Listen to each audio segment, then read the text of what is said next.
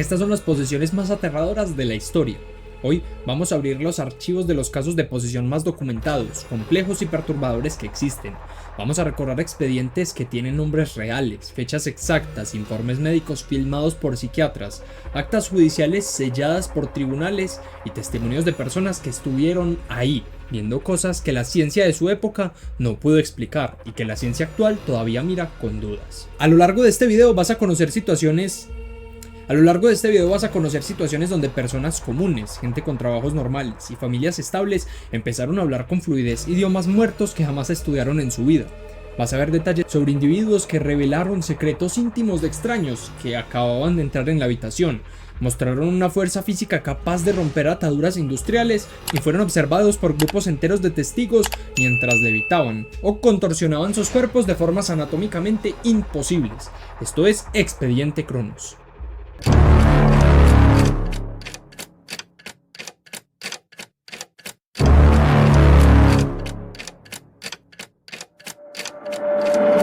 Todo comienza en Alemania Occidental, en un pequeño pueblo llamado Klingberg, a principios de la década de 1970. La protagonista es Anneliese Michel. Es fundamental entender que Anneliese no era una persona marginada ni extraña. Nació en 1952 en una familia católica devota. Creció con una educación estricta pero normal y tenía planes de convertirse en maestra. Llevaba una vida tranquila hasta que a los 16 años su cuerpo empezó a fallar.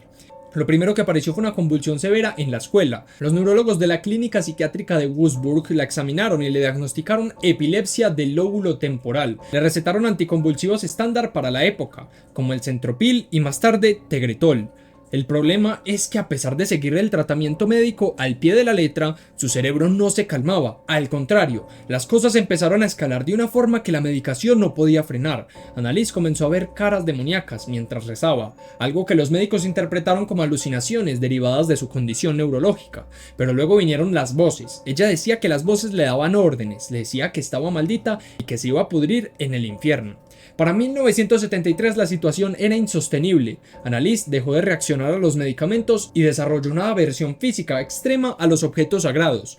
No podía acercarse a un crucifijo sin sentir náuseas, no podía beber agua bendita y evitaba caminar cerca de iglesias. Su familia, desesperada al ver que la medicina no daba respuestas, solicitó ayuda a la iglesia. Aquí es donde entran los padres Ernst y Arnold Renz. Ellos obtuvieron permiso del obispo Joseph Stangl para realizar el gran exorcismo, según el Rituale Romanum de 1614. Lo que pasó en los meses siguientes quedó registrado en 42 cintas de audio. Si escuchas esas grabaciones hoy, se te hiela la sangre. Der Hass drängt dich, ne? Der Hass lässt dir keine... Der Neid über die andere Engel. Es gibt's nie Ruhe! Ruhe gibt's nur da oben! Ruhe gibt's nur dort, wo die Liebe ist. Ja, aber es gibt's nur ja, Nur Hass. Ja. Und wo nur Hass ist, da gibt's keine Ruhe. Nein, und für uns gibt's nie Ruhe, nie! No es solo gritos, es la voz de una chica joven transformándose en un gruñido gutural, grave y masculino, que discute teología con los sacerdotes. Durante las sesiones, Anneliese afirmaba estar poseída por entidades específicas. Se identificaban como Lucifer, Caín, Judas Iscariote, Nerón, Hitler y un sacerdote deshonrado del siglo XVI, llamado Fleischmann. Cada una de esas personalidades tenía una entonación distinta y reaccionaba de forma diferente, pero lo más brutal fue el deterioro físico. Anneliese realizaba hasta 600 genuflexiones, arrodillarse y levantarse por día. Hacía esto de forma compulsiva hasta que se rompió los ligamentos de las rodillas. En las fotos de la autopsia y de los últimos días se ven sus rodillas destrozadas, negras por los moretones y la necrosis. Además dejó de comer, decía que los demonios no le permitían tragar, llegó a pesar 30 kilos. Comía arañas, moscas y bebía su propia orina del suelo. Cuando murió el 1 de julio de 1976, la causa oficial fue desnutrición y deshidratación. El caso fue a juicio y tanto los padres como los sacerdotes fueron condenados por homicidio negligente, ya que el tribunal consideró que podrían haberla salvado con alimentación forzada una semana antes de su muerte. Es el caso que mejor demuestra el choque entre psiquiatría y la fe, dejando un rastro de evidencia legal y forense enorme.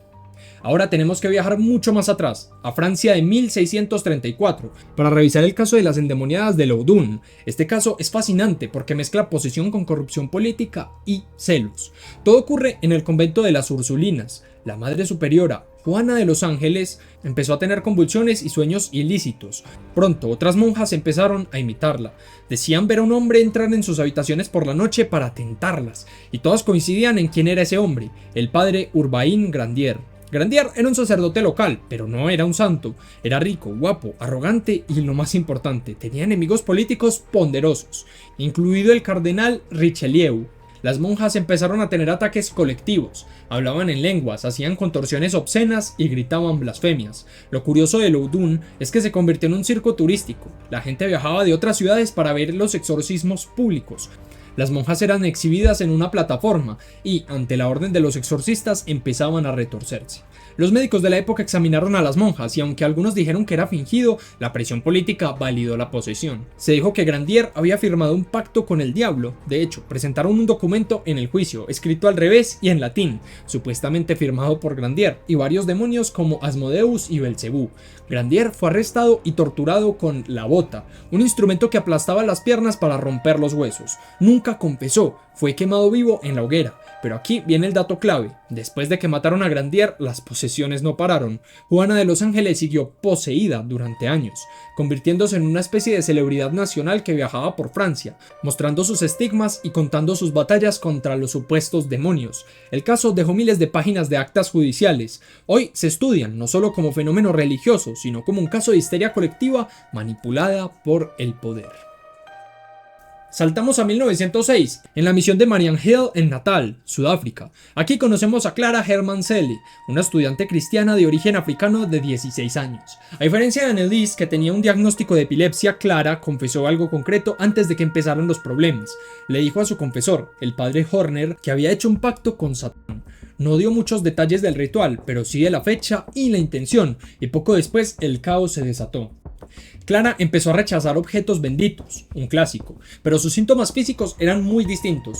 Las monjas que la cuidaban reportaron que su piel a veces se volvía sensible y con textura de serpiente, pero lo más documentado fue la levitación. Y no estamos hablando de flotar un poquito. Los testigos, incluidos sacerdotes y otras monjas, declararon bajo juramento que Clara levitaba hasta 1,5 metros del suelo, tanto horizontal como verticalmente. Lo más extraño es que su ropa se ponía rígida, como si estuviera hecha de metal, y no caía por la gravedad. Si intentaban bajarla, era imposible, se volvía pesada como una estatua de plomo. Además, Clara desarrolló clarividencia. Podía decirle a la gente pecados que habían cometido y que no le habían contado absolutamente nadie, o revelar dónde estaban personas que no estaban en la habitación. Entendía polaco, alemán y francés, idiomas que no conocía, y respondía a las órdenes mentales de los sacerdotes. Si el sacerdote pensaba en una orden sin decirla, ella reaccionaba. El exorcismo duró 2 días seguidos. Fue violento. En un momento, Clara intentó estrangular al sacerdote con su propia estola, mostrando una fuerza que no correspondía a su cuerpo adolescente. Hubo un momento crítico donde parecía que el ritual fallaba y una presencia oscura se manifestó físicamente en el cuarto. Finalmente, tras horas de oraciones continuas y un agotamiento total, el cuerpo de Clara se relajó. El olor a azufre que había llenado la habitación desapareció de golpe. Clara volvió en sí, sin recordar la violencia, solo el dolor físico. Vivió el resto de su vida tranquila, sin reincidencias, hasta morir 6 años después de un fallo cardíaco, completamente libre de la entidad. Hasta ahora hemos visto casos donde la medicina no pudo explicar, donde la política usó la fe para ejecutar a un hombre y donde un adolescente en Sudáfrica desafió la gravedad ante múltiples testigos. Pero todavía nos falta ver el caso que inspiró la película de terror más famosa de la historia y que cuenta con un registro hospitalario que detalla marcas apareciendo en la piel, así que quédate. Además, si te interesa este tipo de contenido, dale al botón de suscripción, porque el caso que viene ahora tiene detalles que la película no te mostró y que son mucho más inquietantes que cualquier efecto especial de Hollywood. Llegamos a finales de los años 40, a Estados Unidos. El nombre real del chico se mantuvo en secreto durante décadas bajo el seudónimo Roland Doe o Rabbi Mannheim, aunque investigadores recientes apuntan a su identidad real como Ronald Hunkeler. Tenía 13 años y vivía en Cottage City, Maryland. Era hijo único en una familia luterana alemana. Todo comenzó con su tía Harriet. Ella era espiritista y le enseñó a usar la tabla Ouija para contactar a los muertos. Pasaban horas jugando con la tabla. Cuando la tía Harriet murió repentinamente en 1949, Roland intentó contactarla usando la Ouija por su cuenta. Fue a abrir una puerta que no pudo cerrar. Primero vinieron los ruidos. sonidos de goteo constantes donde no había tuberías, y luego rasguños dentro de las paredes y el piso, como si un animal estuviera atrapado tratando de salir. Lo más inquietante es que los ruidos seguían a Roland. Si él se iba a la cocina, los rasguños sonaban allí. La actividad poltergeist escaló rápido, cuadros que salían volando, sillas que se volcaban solas cuando Roland se sentaba. La familia, aterrorizada, lo llevó a médicos y psiquiatras. No encontraron nada físico ni mental, lo llevaron a pasar la noche en casa de otros familiares, pero los fenómenos iban con él. En un momento, mientras dormía, su colchón empezó a sacudirse violentamente y salió despedido contra la pared. La familia acudió a un pastor luterano, quien, superado por la situación, les recomendó buscar a un sacerdote católico. El caso terminó en manos de los jesuitas. Roland fue trasladado a San Luis, Missouri, donde se quedó con familiares y fue ingresado en el hospital de los hermanos alexianos. Aquí es donde la documentación se pone seria. Hay diarios escritos por el padre Raymond Bishop y el padre William Bondern que detallan el día a día. Durante el exorcismo, que duró semanas, Roland entraba en trances donde su voz cambiaba a un tono gutural, escupía con una puntería imposible, acertando en los ojos de los sacerdotes desde el otro lado de la cama. Pero lo que diferencia este caso de todos los demás son las marcas dermatográficas. En el pecho, en el abdomen y las piernas de Roland empezaban a aparecer arañazos rojos y profundos que formaban letras y palabras. Testigos vieron formarse la palabra hell, infierno en inglés, en su piel, así como la palabra evil, mal, y otras marcas en forma de garras sin que el chico se tocara. La sangre brotaba de estas heridas espontáneas. Hubo un momento en el que Roland rompió una de las correas de cuero del hospital y arrancó un resorte del colchón, usándolo para cortar el brazo del sacerdote. La fuerza era tal que necesitaban a 4 hombres adultos para sostener a un niño de 13 años. El ritual final ocurrió después de Pascua. Según el diario del padre Bishop, Roland tuvo una crisis final violenta, gritando que Satán no se iría. De repente, el chico cambió, habló con una voz clara y tranquila, diciendo: «Satanás, soy San Miguel, te ordeno que salgas». Hubo una sacudida final, un sonido fuerte como un disparo de escopeta que se escuchó por todo el hospital, y Roland cayó dormido. Al despertar no recordaba nada de las últimas semanas. Las marcas en su cuerpo desaparecieron gradualmente y llevó una vida completamente normal, trabajando incluso para la NASA años después, sin volver a hablar del tema. Para cerrar, tenemos que mencionar un caso que ocurrió en Louviernes, Francia, en 1647, poco después de lo de Loudun. Madeleine Babant era una monja en el convento de San Luis. Al igual que en los otros casos, hubo convulsiones y voces, pero aquí la historia se oscurece con acusaciones de misas reales. Madeleine confesó bajo interrogatorios brutales que ella y otras monjas habían sido llevadas a aquelarres por un sacerdote llamado Thomas Boulay. Lo perturbador de este caso es que las acusaciones no eran solo sobrenaturales, sino criminales. Hablaban de sacrificios y rituales físicos dentro del convento. Madeleine describió con detalle cómo las entidades le obligaban a cometer actos sacrílegos. Sin embargo, la diferencia de los otros casos donde hubo una cura, una muerte clara como la de Anneliese, el caso de Madeleine se disuelve en el sistema judicial de la época. Fue encarcelada de por vida en las mazmorras de la iglesia.